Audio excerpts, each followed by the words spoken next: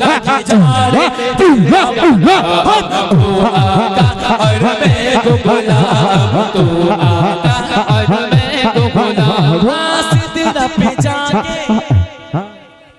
प्यारे नबी से जरे हो ना सुभान अल्लाह सिदरा पे जाके प्यारे नबी से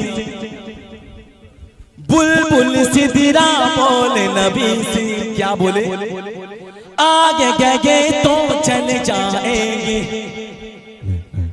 आप अकेले जाए यहाँ से जरे हो ना सुभान अल्लाह